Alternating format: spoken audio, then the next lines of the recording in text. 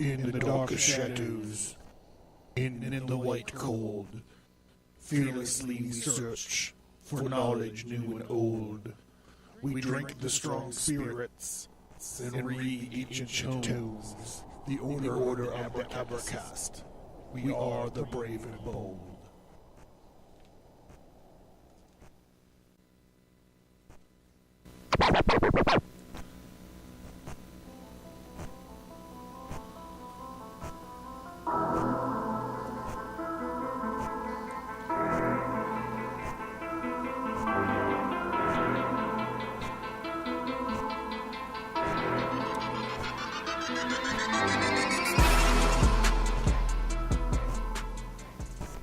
The Ages begins with the shocking story of Cain and Abel and the journey of violence and revenge spanning thousands of years, following Cain through his cursed life from an ancient invasion of malicious angels to the American Revolutionary War.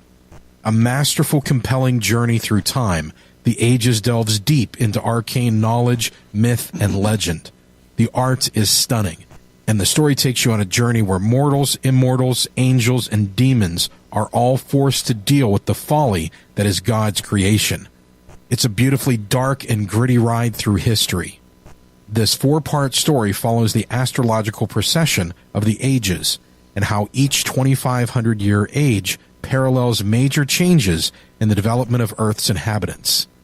Cain's blasphemous struggle with the divine and sacred tyrant God will create and crumble empires, shape history, and cause a cosmic cataclysm.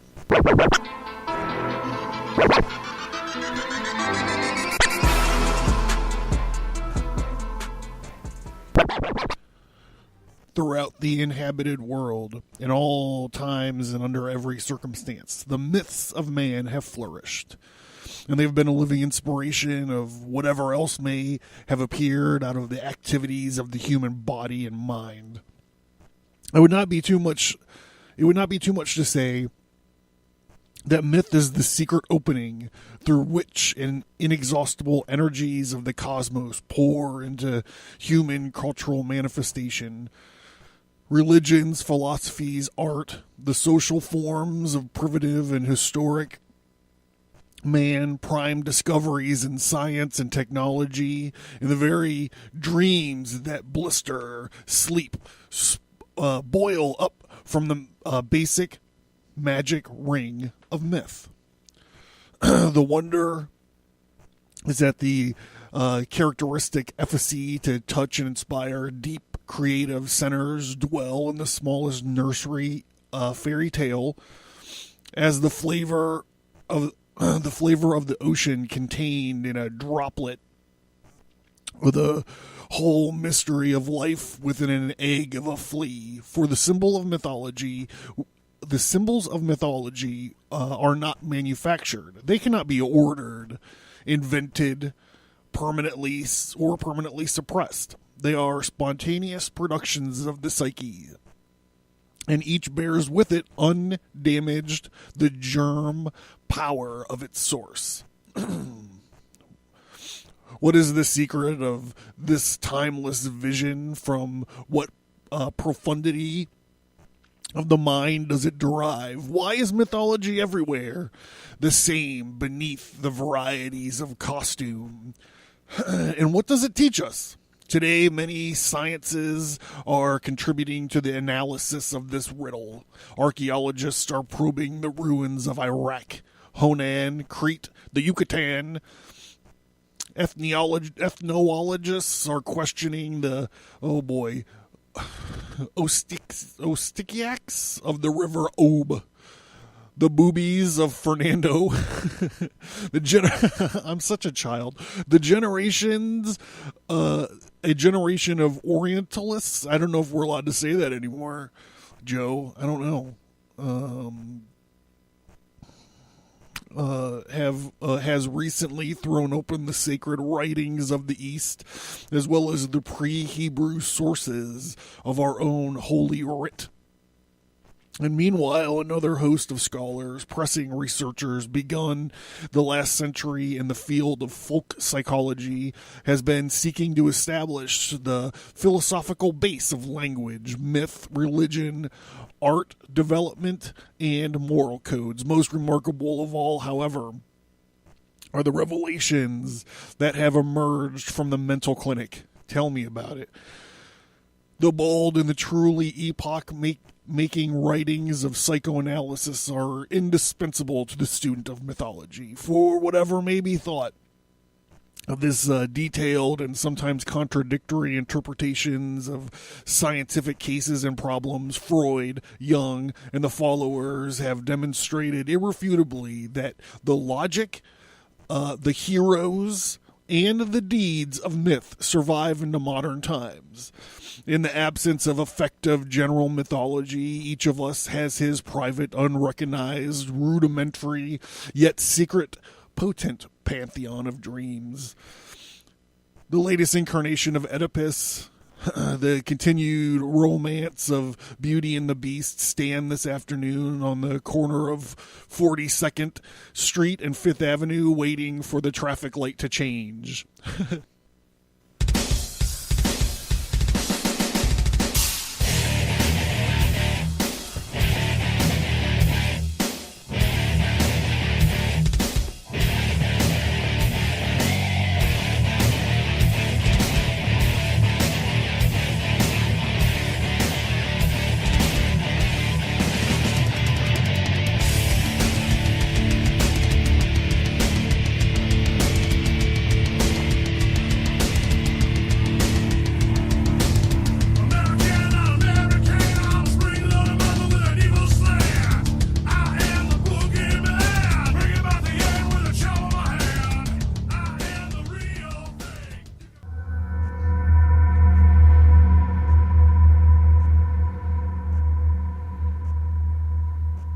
The Abracast. Occult. History. Conspiracy. Violence.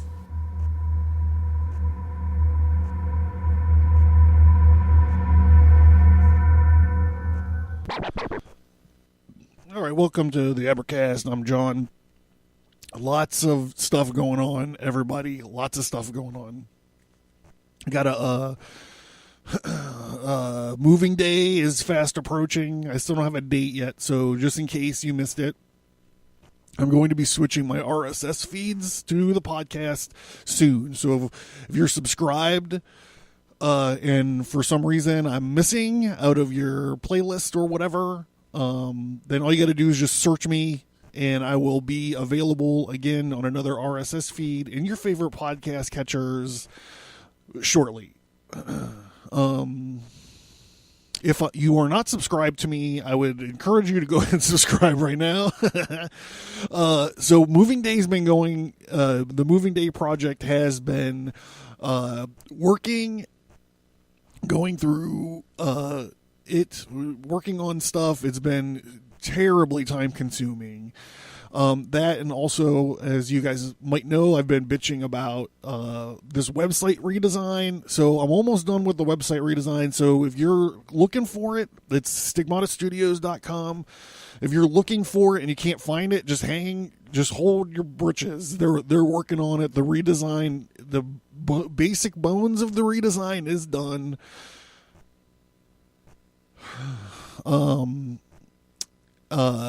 The basic bones of the redesign is done. They're just working on it before they post it up. So it's on its way.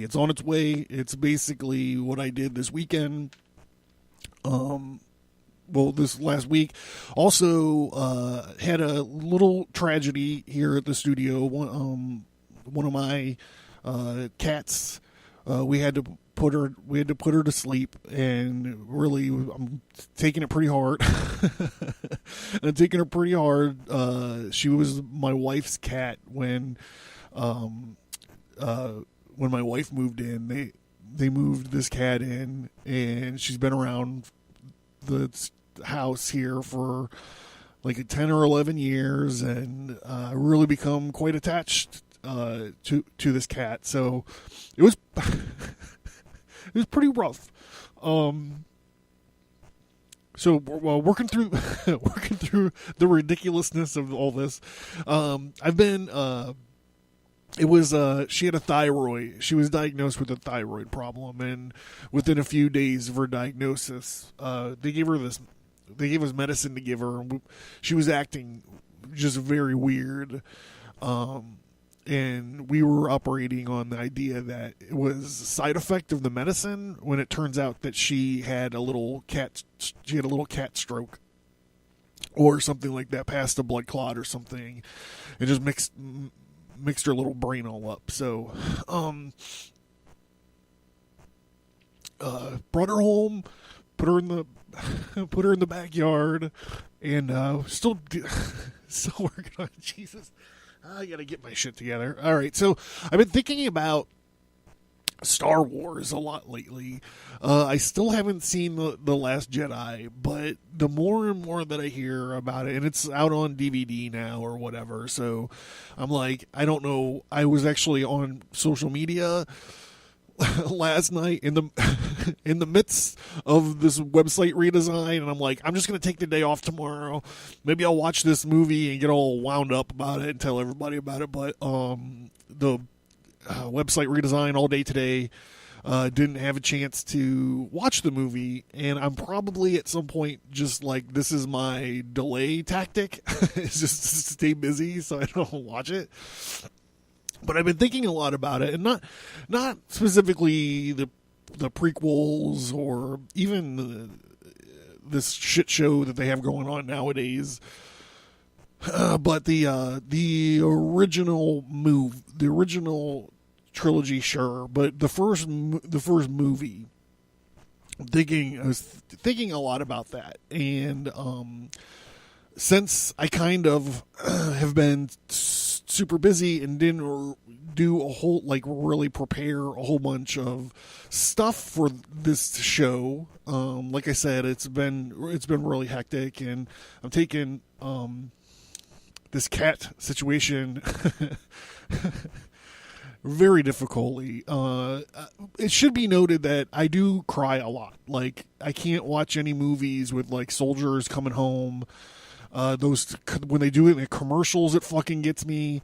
I can't watch This Is Us or whatever that is. I can't watch that shit. I fucking cry when Cam and Mitch got engaged. Like, so apparently I'm a very emotional guy. So just hang with me while I get my stuff together. So I thought what I would do instead this evening is just grab my Hero with 1,000 Faces by Joe Campbell. Grab my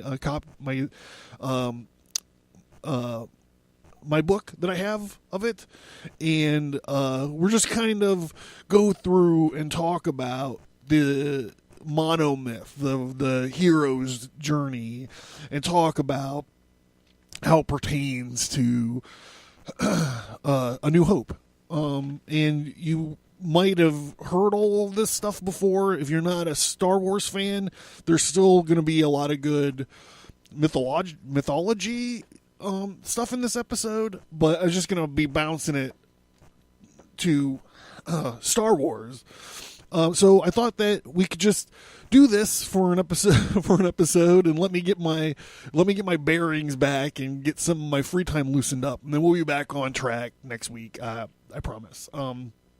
So we're gonna start with who is this Joe Campbell guy? I've talked about him on the show before, and he was like this professor of mythology. He was a mythology expert, and he started digging into myths from different cultures, and he identified that the myths are the same. And like I was reading from the preface here, the myths are the same.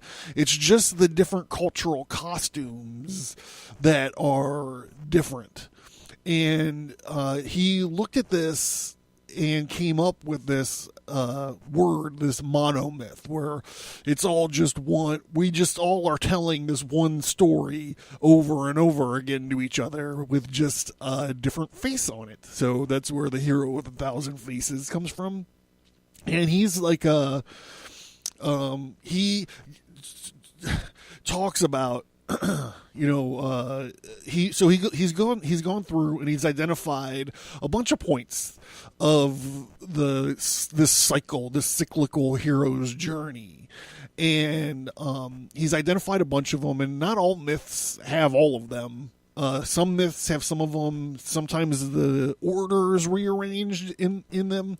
But the New Hope, I think, is a pretty perfect sort of example. So even when George Lucas was writing A New Hope, he was referencing Hero with a Thousand Faces. And I actually believe that he was actually in contact with Professor Joe Campbell as well. And Campbell, after the success of the first Star Wars movie, Campbell had said in an interview, I think with Bill Moyer, he had said that George Lucas was his greatest student. And as we're going to go through and talk about the monomyth and how it lines up, I mean, you're going to see, like, literally, you're going to see how it's like beat for beat with this cycle in this book, how it works. So so we're just gonna jump right into this. Okay, we're just gonna get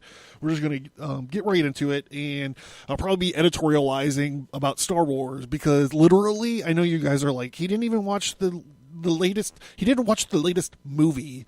How can he say he's a Star Wars fan?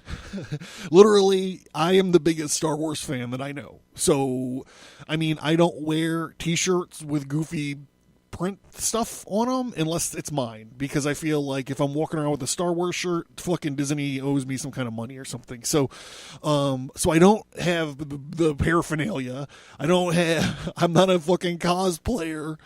I'm not an action figure collector because I try to make it through this world carrying the least amount of garbage around with me as possible. I'm sure that probably says something about my spiritual or philosophical bent. But as far as enjoying and knowing the movies, I'm par excellence. Like, if you think that you're a fucking Star Wars fan, I'm here to tell you I am a bigger Star Wars fan than you. Unless it comes to the prequels or the sequels. So I guess I'm a bit of a purist. I think I talked a lot about this in that Holdo episode, the Holdo maneuver. They got me all riled up. So, yeah, we're just going to go ahead and jump into this. There's just a few more things I got to talk about. One is, like, people are asking me about this Greta Von Fleet band, and I'm like, I don't know who this is. And then I heard them on the radio, and then I heard this thing where they're like, when they were listing their influences, they did not mention Led Zeppelin at all. And I'm like, what do these fucking punks think? Are they going to think that people are just going to forget who Led fucking Zeppelin is? Get the fuck out of here. The whole world is going crazy. The whole world is going bananas. I mean, I just don't know what else to say. So let's get into this. Joseph Campbell, a hero with 1,000 faces, and we're going to check it next to Star Wars. And you guys, I'm sure you'll know, there's probably books about this. There's probably, I mean, I know that there's YouTube videos exploring how how Star Wars walks down the same path as this hero's journey. You know, I know all that stuff's out there, but look, just fucking, those aren't mine. So just hang tight, and we're going to get through this, and we might have a laugh or two at the end of all this. If I could stop thinking about my dead pet cat buried in the backyard. All right, so grab your lightsaber. Grab your lightsaber. Throw the blue milk out of your cup. You might want to rinse it out. Blue milk's gross. Any kind of milk's gross. Fill that cup up with ice cubes. And then throw like 2 shots of like the cheapest gin you can get your hands on. Cut off a slice of a space lime. fill the rest of it up with diet tonic water, regular tonic water, whatever you want. Mix it up real good. You got yourself a space gin jihad from a galaxy far, far away and a long time ago. I think they really missed the mark on these new movies. They should really go back to the source material. You know what I mean? Of course, I'm talking about Dune. It's clear that it's all a ripoff of Dune. All right. So this monomyth that we're talking about. Okay, so it starts off with something called a call to adventure. Now, this isn't. I don't think this is all of them. I just skipped right to page 245 of the book. It's called the call to adventure, and then there's the help or mentor phase. But between these two, there can also be a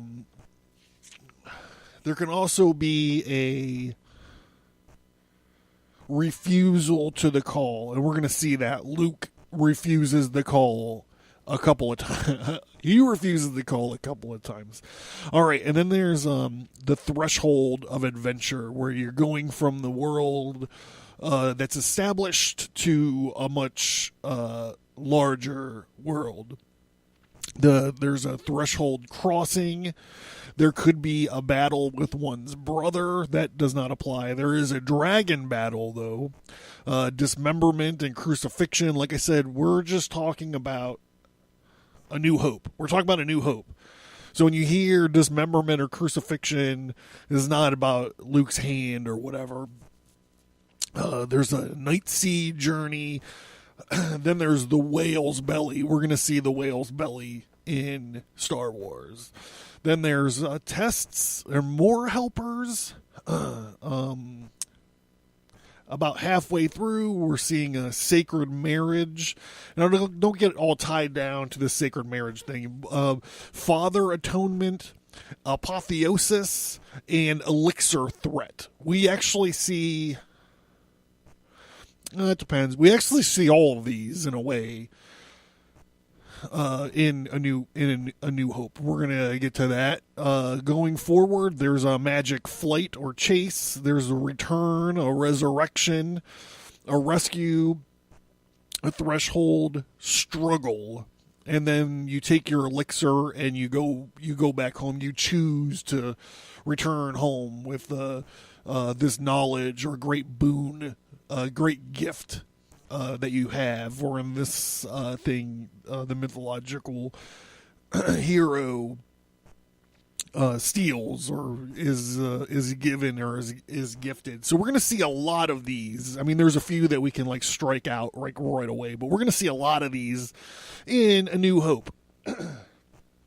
So let's start with a good old-fashioned call to adventure. So Campbell starts this chapter off with this fairy tale, the Grimm's fairy tale, The Frog King. I'm not going to read all of this. If you want, you can pick up the book, or I don't know, I'm sure you can find The Frog King online somewhere.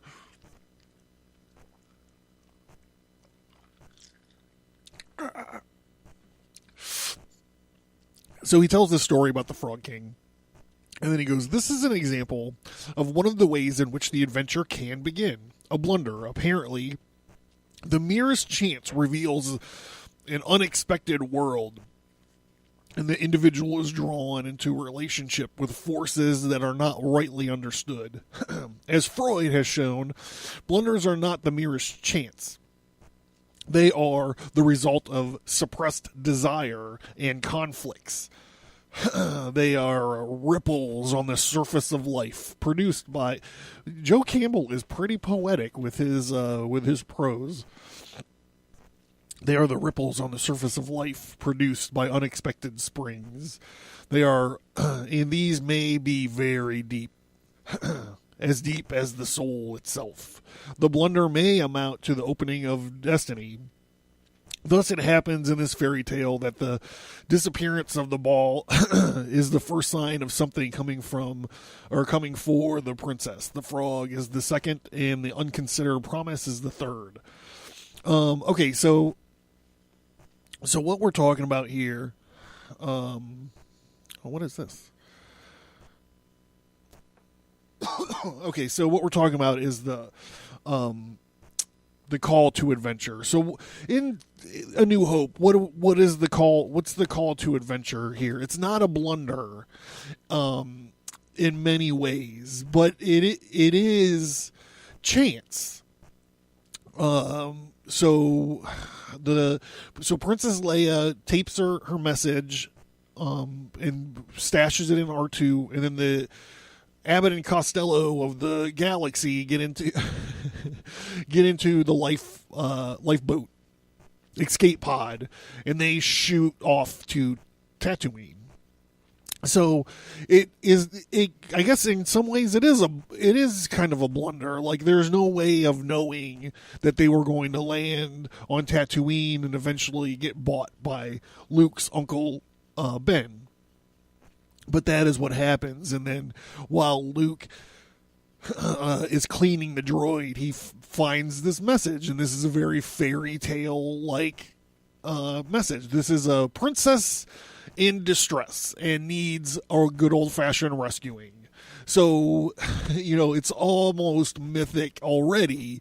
You got this, he's a farm boy. He's Dorothy in Kansas, staring out at the two suns. And we see over and over again that, he's asking, or he's like telling his uncle that, like, he is leaving. He's going to the academy. He talks a lot of shit about the Empire, but he's talking about going to the academy to learn or to be a pilot. And we know that he's already a pretty good pilot. Like, we see him, and he's like pretending that he's got his little toy or model spaceship that he's playing with, and he talks about these flying in Beggar's Cane, which turns out to be Luke. Really, it's the only thing that he does really well is fly in these canyons.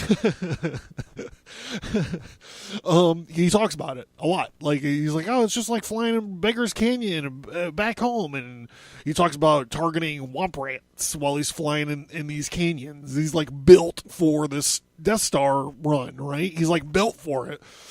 He's been training for it his whole life. This is unlike Rey in the new movies. Rey pilots. Okay, so if you look at the prequels, Anakin pilots racing pods. But the way these racing pods are built, they have two engines, and the engines are forward of the cockpit. So when he laughably has to be in the yellow fighters from Naboo, they all have two engines forward of the cockpit. So he's familiar with flying something like this, right? This is unlike Rey, who can just magically do everything better than anybody, and there's no excuse, and there's no reasons, there's no narrative of why she could do this. Like, she just jumps in the Millennium Falcon and she could just fly it. She does stuff with it that we've never even seen it do before. But because she pilots a speeder bike on a desert planet, I guess it's all right. I don't understand it. Same thing with, like, when she gets a lightsaber and she can automatically stand toe-to-toe, if not defeat, Kylo Ren without any training or any purview. This is in nowadays when you're paying attention to these millennials and how they talk about stuff. And they, God fucking forgive us. They're being creative now. But when they write, this is how they write. Like, it's a girl, so she gets like this kind of breath where she can do anything. Then she doesn't have to try at it. And then she just gets adulated for being able to do it. Like, it's just ridiculous. You talk about Luke being able to do it, and you see Luke training with the lightsaber, and he still gets his ass handed to him every single time he lightsaber battles. like Darth, whenever he actually lightsaber, not if it's him versus a bunch of pirates on Tatooine that are trying to kill him. As soon as he gets his lightsaber, I mean, these scrubs are dead. But if he's lightsaber fighting Darth Vader, 100% of the time he gets his ass beat. 100%. This is unlike Rey, who fights, I guess, what would be her generation's analog of Darth Vader, and she stands toe to toe and actually, I guess, kind of puts the W in the checks off the win column there. You know, with no training in the use, and she's out force powering and stuff. Him, like it's offensive to me. It's offensive. But anyhow, so they set this thing up with Luke where he is really good at flying in these canyons. It's just like, you need to remember that because it's gonna come up later. So what am I talking about? Oh, the call to adventure. Okay, so he gets this thing, and this is the thing that kind of upsets the apple cart. This is what takes his standard, his world, and kind of turns it upside down. All of a sudden, he's worrying about this droid. This message is in there. He finds this old space wizard who's like, "Oh yeah, I know who you are. I used to hang out with your dad." And he fulfills a thing that the mentor does in this monomyth. And this mentor presents some kind of talisman or a magic helmet or a ring or something. He produces some kind of magic object or a laser sword to the hero, and that's when old Ben saves Luke from the Sand People, and they go and they have this conversation about it's a more elegant weapon for a more civilized time. That's him fulfilling his role as a mentor and giving Luke his dad's lightsaber. So that's a function of this monomyth. But this is also when Luke refuses the call for the first time. They play the message for old Ben, and old Ben goes, "Well, you've got to come with me. I'm too old for this shit. I'm too old to be flying around the galaxy saving princesses all by myself. Look at me, I'm like 80 fucking years old." And Luke's like, "Oh, I can't go." Where he wanted to go when he knew his uncle would stop him, but now he's got a reason to go, and this old man's telling him this great story about how awesome his dad was, and gives him a laser sword, and he's like, I can't, there's crops.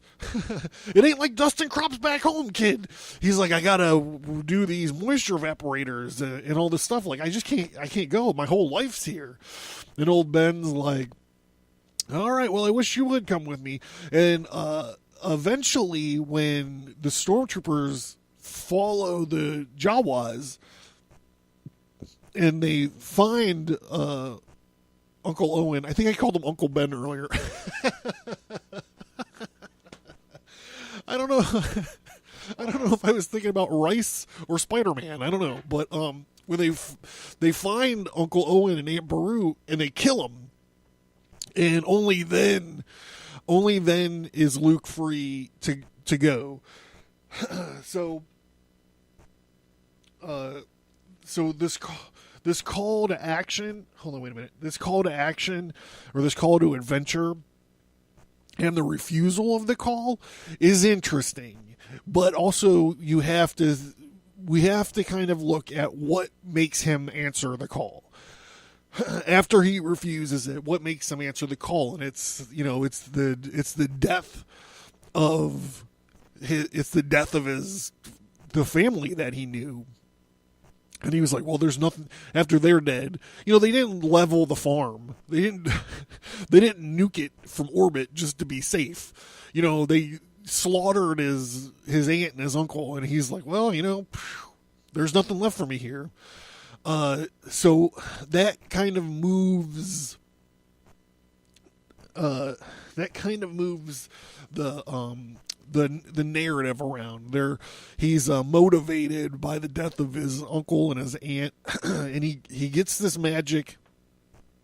He gets this the gift from the mentor. Ben is definitely his mentor, and later we'll see it's also a father figure for him. Now, like I said, we're just focusing on New Hope. Okay, so this is before we knew that Vader was his father.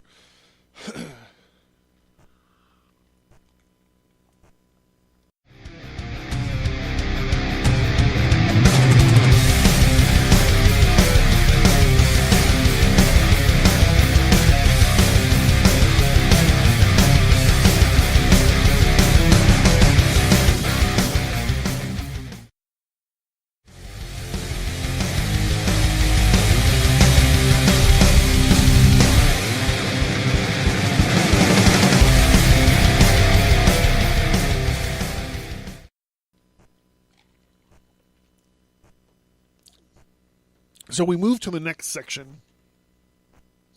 This is what Campbell says about the refusal of the call. Often in actual life, and not infrequently in the myths and popular tales, we encounter the dull cases of the call unanswered. For it is always possible to turn the ear to other interests. Refusal of the summons converts the adventurer into its negative, walled in boredom, hard work, or culture. The subject loses the power of significant affirmative action and becomes victim to be saved. His flowering world becomes a wasteland of dry stones, and his life feels meaningless, even though, like King Minos, he may, through a titanic effort, succeed in building an empire of renown. Whatever the house he builds, it will be a house of death. A labyrinth of cyclopean walls to hide him from the Minotaur. All he can do is create new problems for himself and await the gradual approach of his disintegration. Because I have called and ye refused, I also will laugh at your calamity. I will mock when your fear cometh. When your fear cometh as desolation, and your destruction cometh as a whirlwind, and distress and anguish cometh upon you, for the turning away of the simple shall slay them, and the posterity of fools shall destroy them. It sounds like Gozer the Gozerian. So here's okay, so we're going to talk a minute, read for a minute. Joe Campbell wrote about here. This is the section called Supernatural Aid, but we're going to talk about it as we're going to talk about this as the role of the mentor.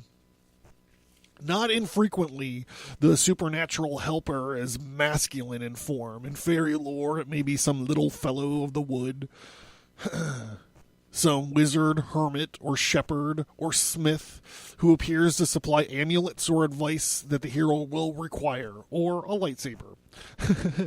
The higher mythologies develop the role as the great figure of the guide, the teacher, the ferryman, the conductor of souls to the afterworld. In classic myth, this is the Hermes or Mercury, an Egyptian, usually Thoth, the ibis god, or the baboon god. In Christian, the Holy Ghost, Gothi, presents this masculine guide in the form of Faust as Mephistopheles, and not infrequently the dangerous aspect of the mercurial figure is stressed, for he is the lurer of the innocent soul into realms of trial.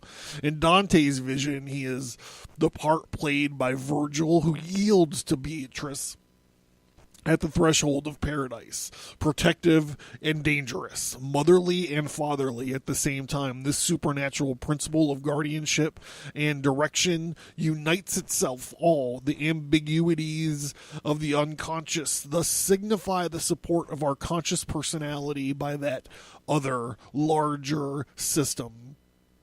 but also the inscrutability of the guide that we are following to the peril of all our rational ends. The hero whom such helper appears is typically one who responded to the call. The call, in fact, was the first announcement of the approach of this initiatory priest. Oh boy, what if he is not an initiatory priest? That rascally old Obi-Wan Kenobi and his drones and his blast shields, but even those who apparently have hardened their hearts to the supernatural. Guardian may appear, for as we have seen, well able is Allah to save. So we're getting a beautiful picture of this monomyth.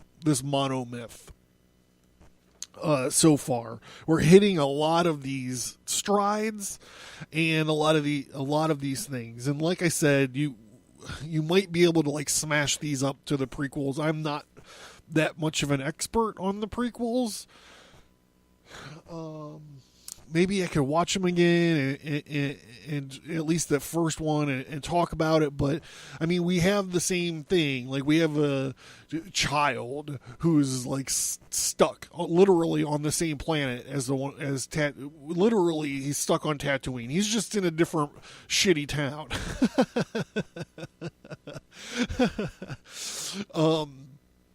And his call to action is this idea that he's got to help with this betting situation to get the parts for the ship from this junker. It's real convoluted. They really fucked these things up. But so his call to action is this impulse to help, this space wizard, these two space wizards, and the girl from Leon, the professional. This is weird. Yeah, they got a real problem. Lucas has a real problem with statutory rape. You're not going to hear this a lot from anywhere, but if you look online, you can find this thing where it's Lawrence Kasdan. It's a transcript of a meeting that Lawrence Kasdan, George Lucas, and Steven Spielberg had when they were hashing out Indiana Jones in the Raiders of the Lost Ark. And they go on for pages and pages talking about this idea that Marion Ravenwood was only 14 years old when a 25-year-old Indiana Jones when they first had relations. I feel dirty even talking about it like this. And it just goes on for pages and pages where they're like, oh, yeah, oh, no, it'll be great. And the little girl came on to him. She came on to him. And you're just like, is this really even a main story point? It makes you look at that whole movie just totally different. And then when you look at that, then you look at Temple of Doom, which is set before that, and he's hanging around with a little kid, a little boy. What's he doing with this little boy?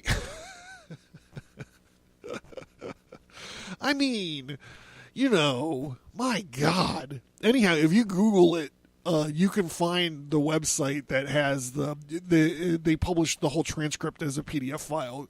You got to do a little bit of reading to get through it, but if you just Control F or whatever and find search Young, I guess you can find it.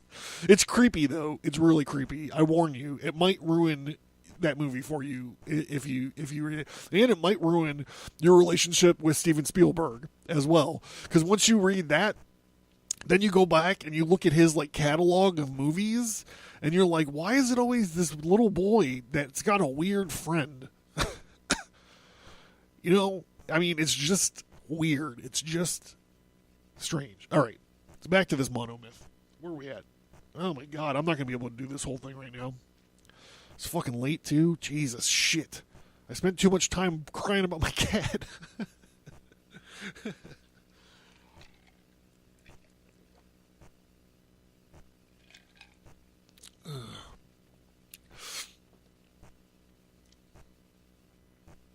All right. So, we're going to do the crossing of the threshold. In the book. with the personifications of his destiny to guide and aid him, the hero goes forward in his adventure until he comes to the Threshold Guardian. At the entrance to the zone of magnified power, such custodians bound the world in four directions. Also, I'm sorry about that. Up and down, standing for the limits of the hero's present sphere or life horizon. Beyond them is darkness and the unknown and danger, just as beyond the parental watch is danger to the infant, and beyond the protection of the society is danger to the member of the tribe. The usual person is the more content, and he is even proud to remain in the indicated bonds, and popular belief gives him every reason to fear so much as he steps into the unexplored. Thus the sailors on the bold vessels of Columbus, breaking the horizon of the medieval mind, sailing as they thought into the boundless oceans of immortal being, that they surround the cosmos like the endless mythological serpent biting its tail, and to cause end of the urge like the children because of their fear of their fabled leviathans, mermaids, dragon kings, and other monsters of the deep. That's beautiful. However, if Joseph Campbell were to write this book today, he would not use the sailors on the bold vessels of Columbus. I guarantee you that. The folk mythologies populate with deceitful and dangerous presences at every place outside the normal traffic of the village. For example, the Hottentots describe an ogre that has been occasionally encountered among the scrubs and dunes. Its eyes are set on its instep so that to discover what is going on, it has to get down on its hands and knees and hold up one foot. What the fuck? This eye then looks behind, otherwise it is gazing continually at the sky. The monster is a hunter of men, whom it tears to shreds with cruel teeth as long as fingers, and the creature is said to hunt in packs. Another Hottentot apparition is the Hayu Hurai, progresses by leaping over clumps of scrubs instead of going around them. A dangerous one-legged, one-armed, flying, purple people eater. I'm just kidding. It's a dangerous one-legged, one-armed, one-sided figure that half man, invisible if viewed from the offside. That's weird. It's like a two-dimensional creature. It is encountered in many parts of the earth. In Central Africa, it is declared that such a half man says to the person who has encountered him, "Since you have met with me, let us fight together." If thrown, he will plead, "Do not kill me. I will show you lots of medicines." But then the lucky person becomes a proficient doctor, and the half-man called the Chururi, the mysterious thing, wins. His victim dies. So this is the crossing of the threshold. I'm going to mark this here. Of course, I don't know. I need to get bookmarks. I don't know where my fucking... This is unreal. A pen. I'll use a pen. That'll work for the time being. Don't tell my aunt I'm using pens as bookmarks. She'll be like, "You're gonna ruin the binding." Of course, now I find my bookmark. Okay. So this threshold that we are talking about is the Mos Eisley Cantina. Right.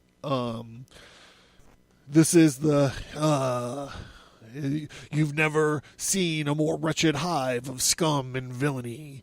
And the Threshold Guardians start immediately. They're driving their speeder in, and they get stopped by Imperial stormtroops. And they're like, "Hey, where'd you get these droids?" And luckily, Obi-Wan Kenobi is just like, "Hey, go fuck yourself. You don't need to know where we got these droids." And they were like, "Hey, we can go fuck ourselves. We don't need to know where they got the droids." the Threshold Guardians kind of start like right off the bat, and then they walk into the cantina, and the bartender goes, "Hey, we don't serve your kind here." And Luke turns and he's like, "Hey, C-3PO, maybe you should wait outside. We don't want to really, get into a fight in here." And so R2 and 3PO go lock themselves in a broom closet outside or something. I don't really know. But then they go and they have their meeting with two of their new helpers, two of Luke's new helpers on his way through the hero's journey, which is Chewbacca, the 800-year-old Wookiee, and Han Solo, Corellian freighter pilot / smuggler.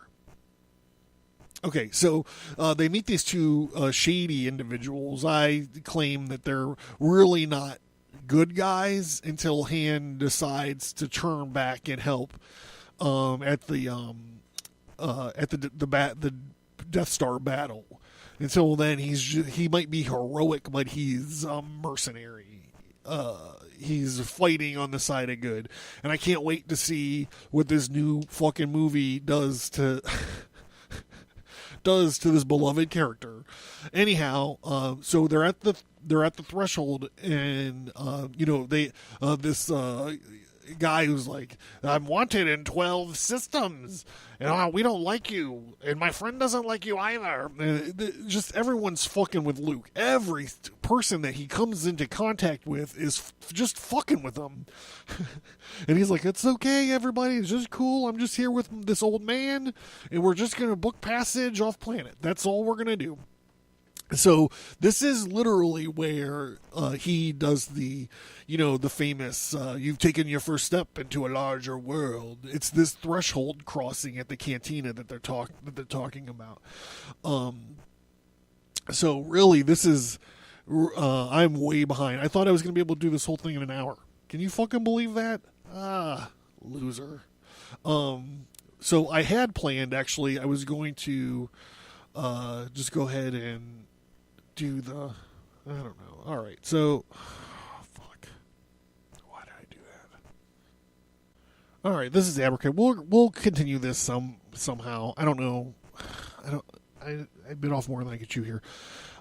This has been the Abercast. Thank you guys for tuning in. Remember, moving day is going to be close, so if you're not subscribed, go ahead and subscribe. And then when I fall off your subscription, go ahead and just search me back on iTunes or Stitcher or whatever podcast catcher you're listening to. The show is moving a new RSS feed, and without getting too inside baseball, it's basically the feed that updates iTunes and Stitcher and all that stuff. I'm actually moving to a different host. It's actually going to be a pretty big deal. I'm pretty excited about it. But it's got to happen this way, because that's just the way it is. So moving day, and also remember, if you're finding the website or you're looking for the website, it might be down. I'm having some technical problems as I'm doing the redesign. However, with that being said, I would appreciate it if you guys stopped by stigmatastudios.com and checked out the new redesign and let me know what you think, because I'm pretty proud of it. A lot of work has gone into this and the moving day thing, so it's all kind of like one gigantic project right now. This has smeared my whole life into pieces. So thank you guys for listening. Thank you for tuning in. And what do you think about this? What do you think about this monomyth idea? Can you think of any other places that it's been kind of used and not as much talked about as Star Wars?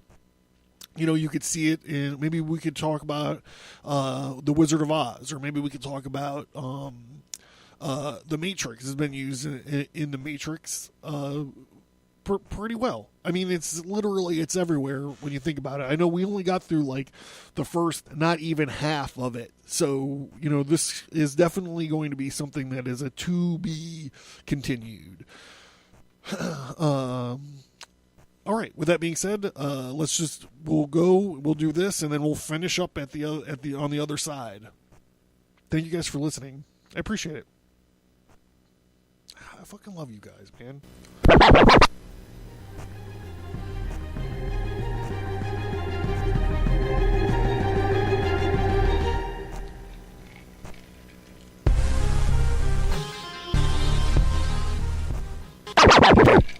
Vienna, 1683. Today is September 11th, 1683. The mighty army of the Ottoman Empire, led by the savage and radical terror troops of the Dar al-Harb, surround the walled city of Vienna and begin a siege to break the golden apple of Europe and kill, enslave, or convert all of its inhabitants. The valiant citizens stand against the tyrannical army with the steadfast leadership of Count Ernst Rudiger von Stromberg, the help of the ever-living rebel Cyrus the Dead Guy, and the hopes of the faraway King Jan Sobieski III and his army of flying hussars. The Vienna 1683 comic is available right now from Stigmata Studios at stigmatastudios.com and on indieplanet.us.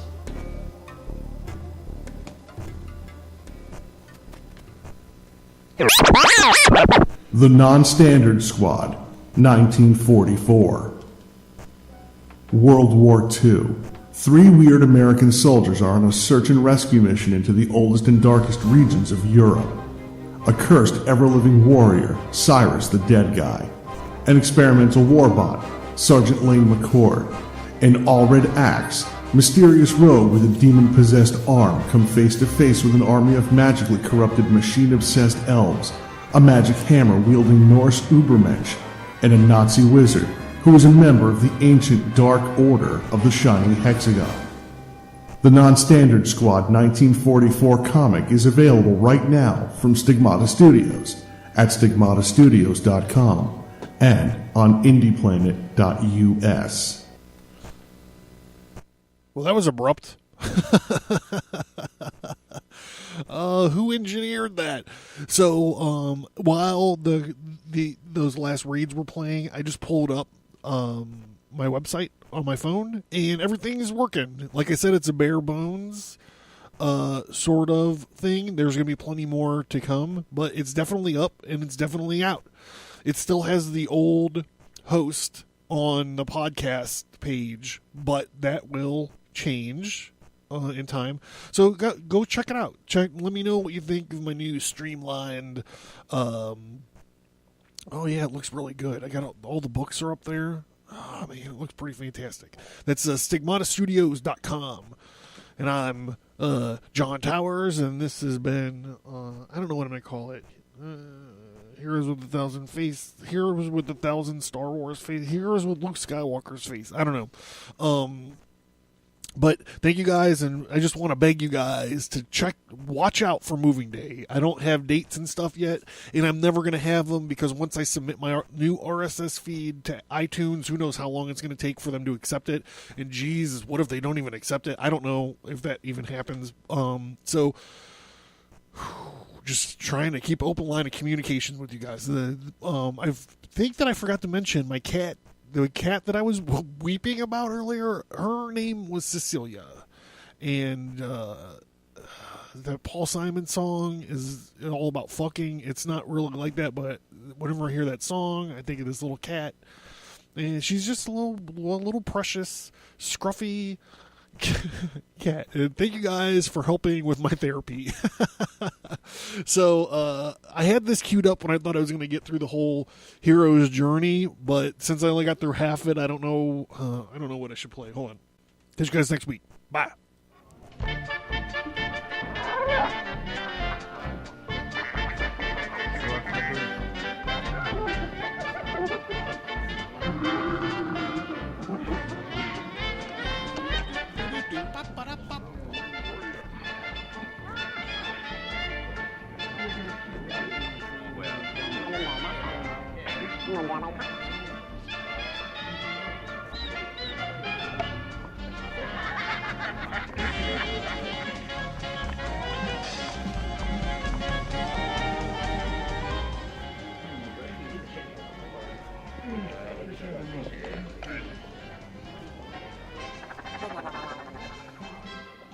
Hey, we don't serve their kind here. Hey, we don't serve their kind here. What? Your droids. They'll have to wait outside. We don't want them here. Let's wait out by the speeder. We don't want any trouble. I heartily agree with you, sir.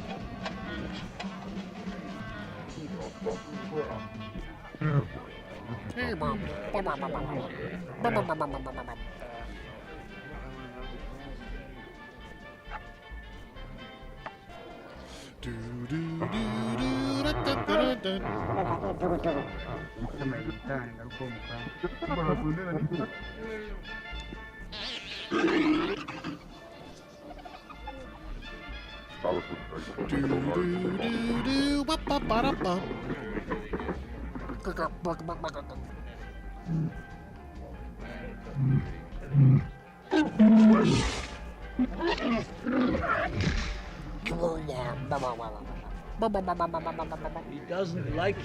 I don't like you either. I don't like you either. You just watch yourself. We're wanted men. I have the death sentence on 12 systems. I'll be careful. You'll be dead. You'll be dead. This little one's not worth the effort. Come, let me get you some.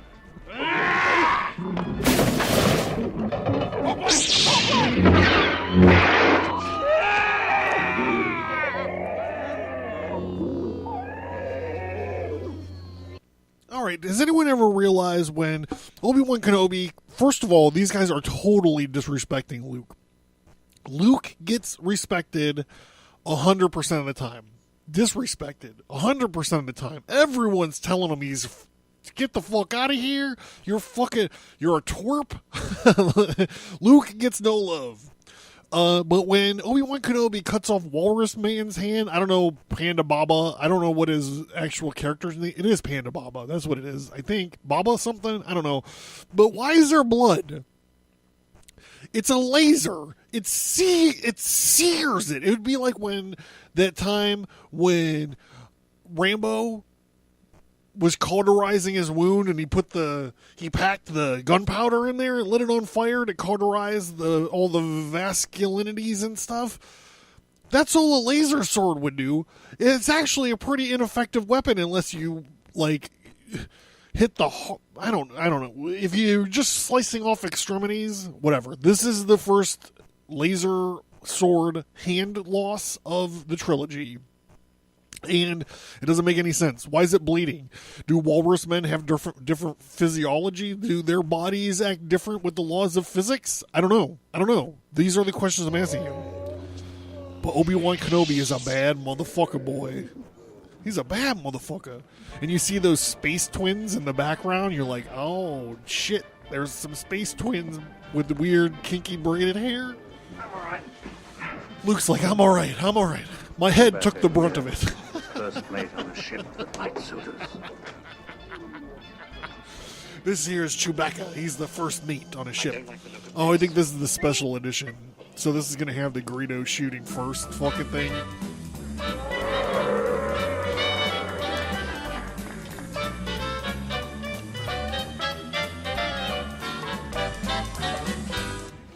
Han Solo. I'm the captain of the Millennium Falcon. Chewie here tells me you're looking for passage to the Alderaan system. Yes, indeed. If it's a fast ship. If it's a fast ship.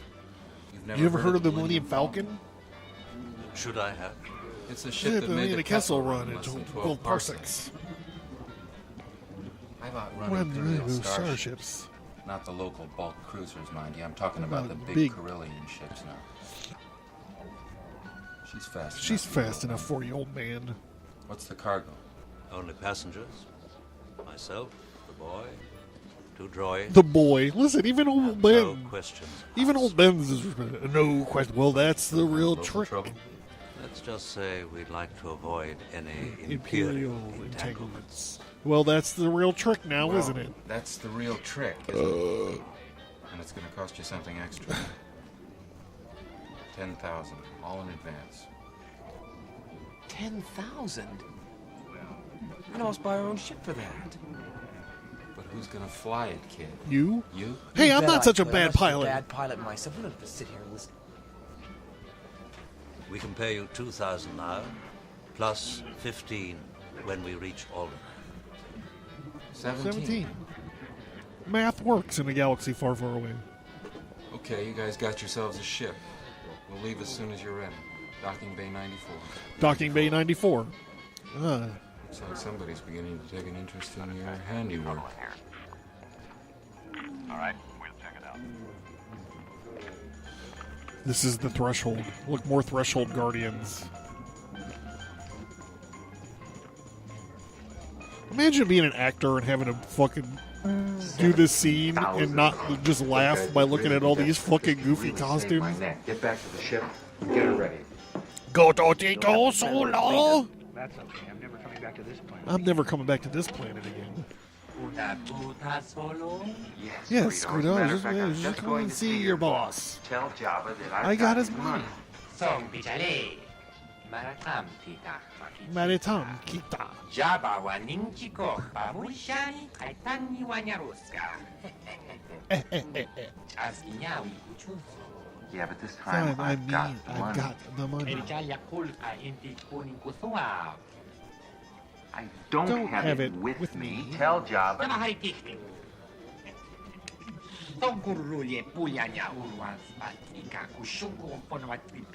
Even I get bored at sometimes. Do you think I had a choice?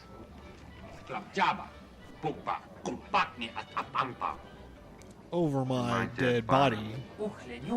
Here comes the travesty. The shots heard around the world. Oh no! Only one shot!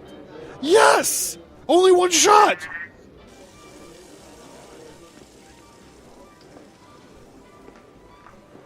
Sorry for the mess. Sorry about the mess.